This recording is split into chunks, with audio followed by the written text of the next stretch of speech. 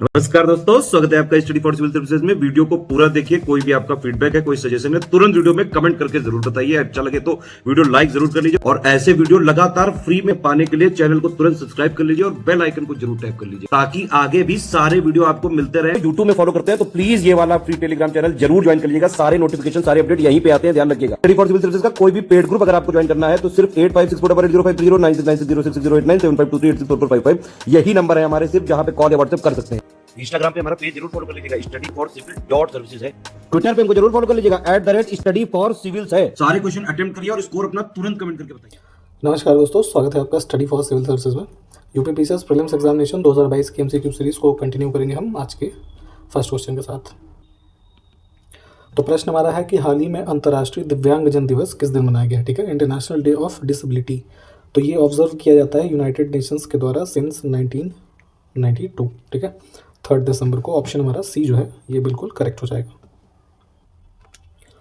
Next है, निम्न में से कौन अंतिम बौद्ध अनुयायी राजा था जो संस्कृत का महान विद्वान और लेखक भी था? ठीक है, तो ये हर्षवर्धन थे। ऑप्शन हमारा डी जो है ये करेक्ट हो जाएगा। और इनके जैसे कि कुछ संस्कृत प्लेस थे जैसे कि रत्नावली, नागनंद, है ना, प्रियदर्शिका, तो इन सबको भी ध्यान दीजिएगा, ये सब पूछे जाते हैं। ऑप्शन हमारा डी जो है करेक्ट हो जाएगा।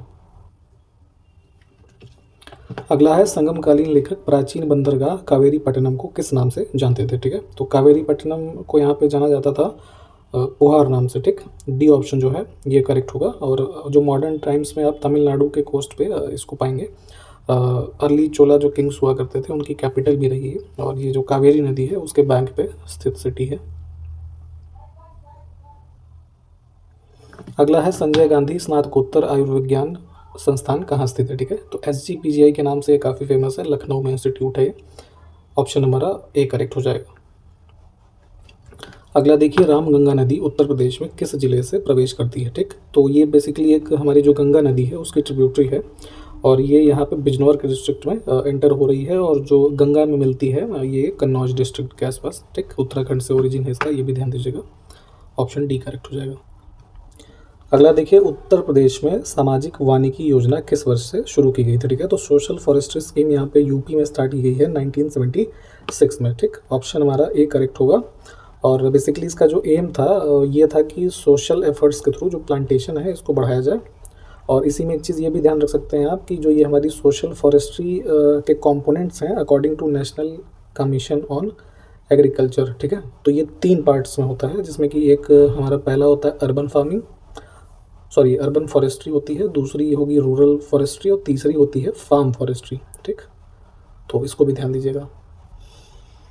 अगला देखिए, उत्तर प्रदेश में किस जिले में हाथियों के पुनर्वास हेतु बचाव केंद्र की स्थापना की गई? ठीक है, तो ये रिहैबिलिटेशन सेंटर है एलिफेंट से रिलेटेड मथुरा में। ठीक है, वर्ष 2010 में इसको स्टैब्लिश किया गया था। और अभी जैसे 2020 में एक न्यूज़ आई थी कि एक हैंडीकैप्ड एलिफेंट था जिसको कि लेज़र ट्रीटमेंट वगैरह कुछ यहाँ पे मथुरा के अंदर ही दिया गया था उसको किसी बीमारी से बचाने के लिए, तो ये चर्चा में रहा था। अगला देखिए कि संगमरमर का सूत्र क्या होता है? ठीक है, फार्मूला ऑफ मार्बल पूछ रहे हैं। तो मार्बल हमारा क्या होता है कि एक इनऑर्गेनिक केमिकल कंपाउंड है जिसको कि आप कैल्शियम कार्बोनेट के नाम से जानते हैं। ठीक, तो इसका फार्मूला हमारा यही होता है CaCO3। ठीक, तो डी ऑप्शन यहाँ से जो है ये करेक्ट हो जाएगा। भारतीय राष्ट्रीय कांग्रेस का पहला मुस्लिम अध्यक्ष कौन था? ठीक है, तो फर्स्ट मुस्लिम प्रेसिडेंट अगर हम देखते हैं तो ये थे बदरुद्दीन तैयब जी। ठीक है, डी ऑप्शन हमारा करेक्ट होगा। ये जो 3rd सेशन था हमारा 1987 का, ठीक, मद्रास में जो है इसको इन्होंने प्रेसाइड किया है और ये 1 साल तक जो है अध्यक्ष रहे। हाल ही में किस राज्य ने एक नई ITES नीति 2022 से 27 तक के लिए इसका अनावरण किया है? ठीक है, तो एक इंफॉर्मेशन टेक्नोलॉजी के सेक्टर में यहाँ पे पॉलिसी लाई गई है गुजरात के अंदर। ठीक, इसका इनॉग्रेशन वहाँ के CM ने किया है गांधीनगर में। और इसका ऑब्जेक्टिव बेसिकली यही है कि जो IT सेक्टर का इकोसिस्टम है स्टेट के अंदर उसको स्ट्रेंथन किया जाए और जो लगभग करीब 1 लाख जो डायरेक्ट जॉब्स हैं in the sector of information technology उसको जनरेट किया जाए। ठीक, तो ध्यान दीजिए इसको। BCCI की वुमेन इंडियन प्रीमियर लीग जो कि IPL के नाम से आप जानते हैं, तो इसको किस वर्ष से शुरू करने की योजना है? ठीक है, तो अभी हाल ही में जो BCCI प्रेसिडेंट है सौरव गांगुली, उन्होंने कंफर्म किया है कि 2023 से जो है एक फुल फ्लेज वुमेन IPL का आयोजन जो है किया जाएगा। ठीक, और इसी के साथ साथ ये भी याद रखिएगा कि जो IPL मेंस का है उसको कब स्टार्ट किया गया था? 2008 से। ठीक, हाल ही में प्रधानमंत्री किसान संपदा योजना को किस वर्ष तक के लिए बढ़ा दिया गया है, ठीक है। तो ये यहाँ पे पीएम किसान संपदा योजना इसको अप्रूव किया गया था 2017 में, ठीक। तो अभी इसको जो है करंट फाइनेंशियल ईयर से लेके जो फाइनेंशियल ईयर हमारा 2025-26 का है, ठीक है, वहाँ तक इसको एक्सटेंशन दिया गया है with N allocation of 4600 crore, ठीक। इसको भी ध्यान रखिएगा। तो इसमें सी ऑप्शन जो है करेक्ट हो जाएगा। नेक्स्ट है कि 15 फरवरी को किस संस्था द्वारा डार्क थॉन 2022 का आयोजन किया गया, ठीक है।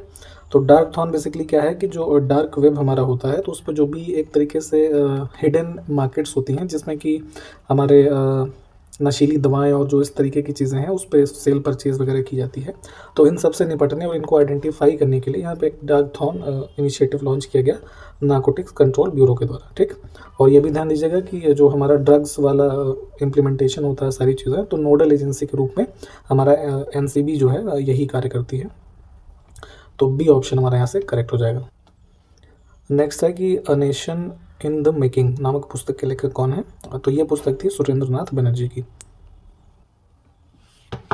हाल ही में सिडबी बैंक ने किस राज्य में वेस्ट टू वेल्थ क्रिएशन कार्यक्रम लॉन्च किया है, ठीक है। तो ये जो सिडबी बैंक है, इन्होंने waste to wealth creation programme launch किया है सुंदरबन रीजन में वेस्ट बंगाल के अंदर, ठीक है। इसका ऑब्जेक्टिव जो या फिर कह लीजिए जो एम है इस प्रोग्राम को लॉन्च करने का, इसमें जो फिशेज़ होती हैं तो उनके जो ऊपर की स्केल्स हैं, है ना, तो उन सबको यूज़ करके जो पपड़ी है एक तरीके से उसको यूज़ करके ऑर्नामेंट्स बनाया जाएगा महिलाओं के द्वारा, ठीक। तो यहाँ से सी ऑप्शन हमारा करेक्ट हो जाएगा। हाल ही में क्विट टोबैको ऐप किसने लॉन्च किया है, ठीक है। तो यहाँ पे ऐप का नाम देख लीजिए, क्विट टोबैको ऐप, ये वर्ल्ड हेल्थ ऑर्गेनाइजेशन है, इन्होंने लॉन्च किया है। पर्पज़ इसमें यही है कि सिगरेट, स्पेशली सिगरेट को छोड़ना और टोबैको जितने भी फॉर्म्स में इनटेक किए जाते हैं, स्मोकलेस हो या और भी फॉर्म के हों, उनको गिव अप कराना, लोगों के अंदर इसको अवेयरनेस बढ़ाने के लिए यहाँ पे इस ऐप को लॉन्च किया गया है। अगला देखिए कि हरियाणा पुरुष टीम और केरल महिला टीम ने 17वीं सीनियर नेशनल वॉलीबॉल चैंपियनशिप का खिताब जीता है। तो इसका आयोजन कहाँ किया गया है आपको ये बताना है। तो ये भुवनेश्वर, उड़ीसा, ऑप्शन हमारा बी जो है करेक्ट हो जाएगा। वायुसेना अभ्यास कोप साउथ 22 किन दो देशों के बीच आयोजित किया जाएगा, ठीक है। तो इसका आयोजन किया गया है बांग्लादेश और अमेरिका के बीच, है ना। बांग्लादेश में ही जो इन दोनों देशों की एयर फोर्सेस हैं, इन्होंने मिलकर ये एक्सरसाइज को कंडक्ट किया है। लगभग 6 दिन की एक्सरसाइज थी। तो बी ऑप्शन हमारा करेक्ट हो जाएगा। हाल ही में नीति आयोग ने किस डिजिटल पेमेंट कंपनी के सहयोग से फिनटेक ओपन हैकाथॉन लॉन्च किया है, ठीक है। तो यहाँ पे एसोसिएशन किया था इन्होंने फ़ोन पे, जो हमारी ऑनलाइन पेमेंट वाली सर्विस कंपनी है, इनके द्वारा। और इसका ऑब्जेक्टिव मेन यही था इस फिनटेक ओपन हैकाथॉन का कि जो हमारा फाइनेंशियल टेक्नोलॉजी का वर्ल्ड है उसमें जो कुछ नए तरीके के इनोवेटिंग और इंटरेस्टिंग आइडियाज़ हैं लेके आ सके लोग, ठीक। तो ए जो है ये करेक्ट था। अगला देखिए कि 16 से 18 फरवरी को वर्ल्ड सस्टेनेबल डेवलपमेंट समिट का आयोजन किस संस्थान द्वारा किया गया, ठीक। तो ये world sustainable development summit organise करते हैं the energy and resources institute, है ना। ऑप्शन हमारा बी करेक्ट हो जाएगा। न्यू दिल्ली में इसको आयोजित किया गया है इंडिया हैबिटाट सेंटर में। और इसकी जो थीम रही थी इस बार ये थी towards a resilient planet ensuring a sustainable and equitable future, ठीक है। नेक्स्ट है हाल ही में जारी लोवी इंस्टीट्यूट की सबसे ताकतवर देशों के एशिया पावर इंडेक्स 2021 में भारत का स्थान बताना है आपको, ठीक। तो यहाँ पे एशिया पावर इंडेक्स 2021 में इंडिया की जो रैंकिंग है 4th है। ऑप्शन हमारा बी करेक्ट हो जाएगा। 1971 के युद्ध में भारत की जीत के 50 वर्ष पूरे होने के उपलक्ष्य में स्वर्णिम विजय पर्व का उद्घाटन किसने किया है। डिफेंस मिनिस्टर राजनाथ सिंह के द्वारा इसको उद्घाटन किया गया इसका। और बेसिकली जो इंडो पाक वॉर 1971 का है, तो उसमें इंडियन आर्म फोर्सेस का जो कंट्रीब्यूशन रहा बांग्लादेश के लिबरेशन में, तो यहाँ पे इन सब चीज़ों को कमेमोरेट करने के लिए इसका आयोजन किया गया। अगला देखिए कि इंटरनेशनल डे ऑफ न्यूट्रलिटी जो है कब मनाया जाता है, अंतर्राष्ट्रीय तटस्थता दिवस। तो यहाँ पे यूनाइटेड नेशंस का एक रेजोल्यूशन अडॉप्ट किया गया था हमारा 2017 में, ठीक। तो 2017 से ही इसको ऑब्जर्व किया जाता है 12 दिसंबर को। तो डी ऑप्शन करेक्ट होगा। और बेसिकली जो इसका ऐसा समझिए कि एम है ना, तो जो इंटरनेशनल रिलेशंस हैं देशों के बीच में, उसमें न्यूट्रलिटी जो है उसको बरकरार रखी जाए। नेक्स्ट है हाल ही में इंटरव्यू विद द वैम्पायर उपन्यास की लेखिका एनी राइस का निधन हो गया है। वह किस देश से संबंधित है ये बताना है, तो ये अमेरिका की थी। ऑप्शन हमारा ए करेक्ट हो जाएगा। हाल ही में 2021 का राष्ट्रीय ऊर्जा संरक्षण दिवस किस दिन मनाया गया? ठीक है, नेशनल एनर्जी कंजर्वेशन डे, तो ये है 14 दिसंबर। हाल ही में प्रकाशित how we destroyed India's water and how we can save it पुस्तक किसने लिखी है? ठीक है, तो अभी रिसेंटली पब्लिश हुई है ये, मृदुला रमेश की पुस्तक है। बी ऑप्शन करेक्ट हो जाएगा। हाल ही में भारत को अंतर्राष्ट्रीय समुद्री संगठन परिषद के लिए फिर से निर्वाचित किया गया है, तो ये कार्यकाल कौन सा है? ठीक है, तो ये 2022 से 23 का कार्यकाल है। बी ऑप्शन करेक्ट हो जाएगा। आपके लिए प्रश्न ये है कि ये इंटरनेशनल मैरीटाइम ऑर्गेनाइजेशन काउंसिल जो है कहाँ पे स्थित है, ये बताना है आपको। हाल ही में किसे अपनी पुस्तक ए बर्निंग के लिए साहित्य अकादमी युवा पुरस्कार 2021 से सम्मानित किया गया है? ठीक है, तो अ बर्निंग पुस्तक इनकी है मेघा मजूमदार की। ठीक है, इनको अवार्ड किया गया है साहित्य अकादमी युवा पुरस्कार। ए ऑप्शन करेक्ट हो जाएगा। नेक्स्ट है, टेस्ट क्रिकेट में 100 बार नॉट आउट रहने वाले पहले बल्लेबाज कौन बने हैं? ठीक है, तो ये भी अपने तरह का एक रिकॉर्ड ही है। जेम्स एंडरसन जो है इंग्लैंड के बॉलर, ये हैं। ऑप्शन हमारा बी करेक्ट हो जाएगा। नेक्स्ट है, हाल ही में राइट टू पी अभियान किस शहर में शुरू किया गया है? ठीक है, तो ये बेसिकली टॉयलेट्स की डिमांड के लिए कैंपेन चलाया गया है नागपुर के अंदर। ठीक है, तो ऑप्शन हमारा बी जो है ये करेक्ट हो जाएगा। इसमें यही एक तरीके से कैंपेन चलाई गई वहाँ पे कि जो भी बेटर पब्लिक टॉयलेट फैसिलिटीज़ हैं स्पेशली वुमेन के लिए, है ना, जो कमर्शियल एरियाज़ में मतलब वर्क करने के लिए जाती हैं, तो वहाँ इन चीज़ों की अवेलेबिलिटी उनके लिए होनी चाहिए। अगला है कि 40वें भारतीय अंतर्राष्ट्रीय व्यापार मेले में किस राज्य के पवेलियन ने स्वर्ण पदक जीता है? ठीक है, तो जैसे जो trade international trade fair organise किया जाता है न्यू दिल्ली में प्रगति मैदान में। ठीक है, तो यहाँ पे अलग अलग स्टेट्स के कुछ पवेलियन है ना, जो उस स्टेट की जो भी स्पेशलिटीज़ है उसको शोकेस करते हैं। तो यहाँ पे बिहार के पवेलियन ने जो गोल्ड मेडल जीता है, और इनका ये छठा गोल्ड मेडल हो गया इसके साथ। और इसमें इन्होंने जो स्टेट की स्पेशली जो आर्ट एंड कल्चर है उसको, हैंडीक्राफ्ट और हैंडलूम और जो भी अन्य इंडिजिनस प्रोडक्ट्स हैं वहाँ के, उसके रूप में वहाँ पे प्रदर्शित किया। और इसकी जो इनकी थीम थी आत्मनिर्भर भारत थी, इसको भी ध्यान रखिएगा। नेक्स्ट है, निम्न में से किस क्रिकेटर को मेजर ध्यानचंद खेल रत्न पुरस्कार 2021 से सम्मानित किया गया है? ठीक है, तो ये है मिताली राज। ऑप्शन हमारा ए करेक्ट हो जाएगा। अगला देखिए कि क्वांटम सिद्धांत का प्रतिपादन किसने किया? ठीक है, तो जो क्वांटम थियरी होती है इसको यहाँ पे प्रतिपादित किया वर्ष 1900 में मैक्स प्लांक ने। ठीक है, जिसके अंतर्गत ये एक्सप्लेन किया उन्होंने कि जो नेचर ऑफ एनर्जी या फिर मैटर है, तो उसका बिहेवियर और जो वो एटॉमिक और सब एटॉमिक लेवल पे परफॉर्म करता है, इसको यहाँ पे इसमें एक्सप्लेन किया गया था इनके द्वारा। तो सी ऑप्शन हमारा करेक्ट हो जाएगा। अगला देखिए कि भारत हो जाएगा, यहाँ पे थोड़ा गलत लिखा है। तो भारत में पारिस्थितिकी का जनक किसे माना जाता है? ठीक है, तो जो इकोलॉजी आप पढ़ते हैं, जो कि एक ब्रांच ऑफ बायोलॉजी ही है, जिसके अंतर्गत आप इंटरेक्शन पढ़ते हैं जितने भी ऑर्गेनिज्म हैं और उनके एनवायरनमेंट के अंदर। ठीक है, तो इन दोनों का जो इंटरेक्शन है उसी की स्टडी होती है हमारी इकोलॉजी। ठीक, तो इंडियन कॉन्टेक्स्ट में अगर माने तो जो फादर हैं ये रामदेव मिश्रा जी हैं, है ना, आर मिश्रा। तो ऑप्शन हमारा ए जो है ये करेक्ट हो जाएगा। भारत में ही इन्होंने जितनी भी इकोलॉजी के अंडरस्टैंडिंग है उसको बढ़ाने में काफ़ी रिमार्केबल कंट्रीब्यूशन किया। साथ के साथ जितने भी ट्रेडिशनल रिसर्च और ये सब चीज़ें टीचिंग्स हैं, है ना, इनको इंडिया के अलग अलग डिपार्टमेंट्स में भी काफ़ी तरीके से प्रसारित किया। अगला है कि ऑक्सीजन की खोज किसने की थी? ठीक है, तो ऑक्सीजन की खोज यहाँ पे 1774 में जो है जोसेफ प्रिस्टले के द्वारा की गई थी। ठीक है, ऑप्शन हमारा ए करेक्ट हो जाएगा। और इसी टाइम पीरियड के साथ ये पता चला कि किस प्रकार जो है चीज़ें जलती हैं और क्यों जलती हैं। ठीक है, उसमें ऑक्सीजन का रोल क्या है। अगला है कि उत्परिवर्तन सिद्धांत किसने दिया? ठीक है, म्यूटेशन थियरी जो है जितने भी एनिमल किंगडम के लोग समझ लीजिए, तो उनमें जो वेरिएशन देखे जाते हैं, ठीक है, तो यहाँ पे म्यूटेशन थियरी इस संदर्भ में दिया गया ह्यूगो डी व्रीज के द्वारा। ठीक, अगला है कि आनुवंशिकता का सिद्धांत किसने दिया? ठीक है, तो जो थियरी ऑफ हेरिडिटी है ना, तो ये यहाँ पे मेंडल के द्वारा दी गई थी, है ना। और जब ये एक्सपेरिमेंट कर रहे थे एक मटर के पेड़ के साथ, ठीक, तो उसके द्वारा यहाँ पे इस चीज़ का सिद्धांत इनके द्वारा दिया गया कि जिसमें जो एक जनरेशन से दूसरे जनरेशन में जो चीज़ें है ना पास होती हैं, ट्रेड्स पास होते हैं, इन सब चीज़ों के बारे में। नेक्स्ट है कि आधुनिक वनस्पति विज्ञान का जनक किसे माना जाता है, ठीक है। तो जैसा कि बायोलॉजी की जो ब्रांच है हमारी बॉटनी, तो इसमें वनस्पतियों से संबंधित चीज़ों के लिए जो वैज्ञानिक जनक हैं इसके लिनियस, ठीक है। ये रहे ऑप्शन हमारा ए करेक्ट हो जाएगा। अगला है कि एक्स किरणों की खोज किसने किया था, ठीक है। तो एक्स किरणों की यहाँ पे खोज की गई थी रॉन्टेंजन के द्वारा, ऑप्शन सी करेक्ट हो जाएगा।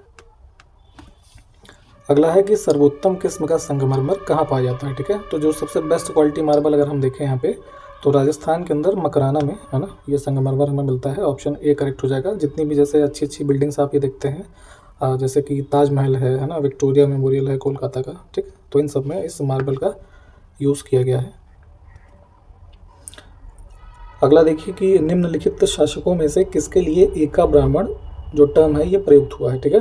तो जो सातवाहन एम्पायर का जो रूलर रहा गौतमी पुत्र शतकर्णी, ठीक है, इसके लिए एका ब्राह्मण शब्द हमें मिलता है जो हमारा नासिक प्रशस्ति है ना, उसमें इसका मेंशन है, ठीक।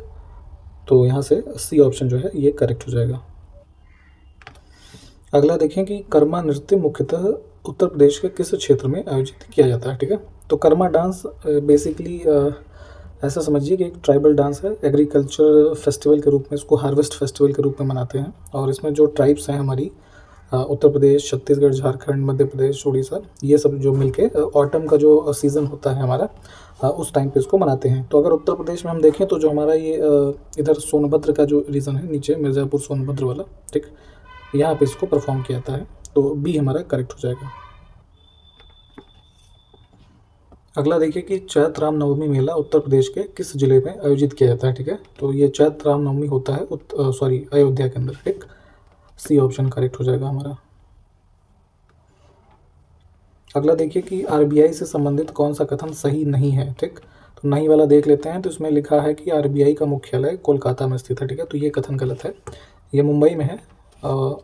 1937 के टाइम तक जो था ये वहाँ पे तब कोलकाता में हुआ करता था। तो यहाँ से सी ऑप्शन जो है ये सही नहीं है। अगला देखिए कि वित्तीय स्थिरता और विकास परिषद एफडीएससी के संबंध में सही कथन हमको चुनना है, ठीक। तो फाइनेंशियल स्टेबिलिटी और डेवलपमेंट काउंसिल ये है, इसका गठन लिखा है 2000 में किया गया था सन, तो ये गलत है। इसका स्थापना किया गया है 2010 के अंदर, ठीक, तो ये गलत हो जाएगा। रिजर्व बैंक के गवर्नर इसके अध्यक्ष होते हैं, तो ये वाला भी गलत है। फाइनेंस मिनिस्टर जो होते हैं यूनियन के, है ना, ये इसके अध्यक्ष होते हैं, ठीक। तो ऑप्शन हमारा यहाँ पे डी जो है कोई नहीं वाला, ये इसमें सही हो जाएगा।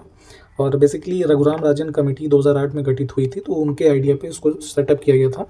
उस समय के जो फाइनेंस मिनिस्टर थे प्रणब मुखर्जी जी, उनके द्वारा, ठीक है। और इसका जो मेन ऑब्जेक्टिव है कि उस टाइम पे जो एक ग्लोबल रिसेशन का टाइम था, तो उसके बाद से जो इंडियन फाइनेंशियल इंस्टीट्यूट्स थे, तो उनमें फाइनेंशियल स्टेबिलिटी बनानी हो, फाइनेंशियल सेक्टर के डेवलपमेंट वगैरह के लिए इसका जो है इस्टेब्लिशमेंट किया गया था, ठीक। तो डी ऑप्शन को चूज़ कर लेंगे चूँकि ये दोनों गलत थे। अगला है कि ग्लोबल वार्मिंग में सर्वाधिक मात्रा कौन सी गैस जो है वो उसका योगदान देती है, ठीक है। तो ग्लोबल वार्मिंग को में कंट्रीब्यूशन सबसे हाईएस्ट हम देखेंगे तो ये कार्बन डाइऑक्साइड का होता है, ठीक है, CO2 का, ऑप्शन ए करेक्ट हो जाएगा। अगला है कि विशेष सुरक्षा समूह यानी कि SPG का गठन कब किया गया था, ठीक है। तो जैसे कि स्पेशल प्रोटेक्शन ग्रुप आप देखते हैं, जो स्पेशली ये वैसे तो स्टैब्लिश किया गया था 1985 में, ठीक है, ऑप्शन हमारा बी करेक्ट हो जाएगा। और अभी 2019 में इसमें कुछ अमेंडमेंट्स किए गए थे इसके रूल्स में। उसके बाद से अब जो ये सिक्योरिटी एजेंसी है सिर्फ जो प्राइम मिनिस्टर हैं उनकी सुरक्षा में सम्मिलित होती है। अगला देखिए कि समुद्र शक्ति अभ्यास के संबंध में सही कथन हमको बताना है। तो पहला है कि यह एक सैन्य अभ्यास है, हाल ही में इसका 3रा संस्करण आयोजित हुआ था, ठीक है। तो ये बिल्कुल ठीक है, सितंबर 2021 में इसको 3rd एडिशन जो है इसको आयोजित किया गया है, जो सुंडा स्ट्रेट है, ठीक है, वहाँ पे।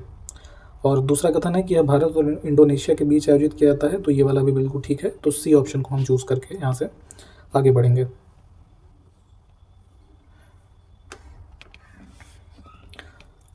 अगला देखिए कि काला पानी विवाद भारत और किस देश से संबंधित है, ठीक है।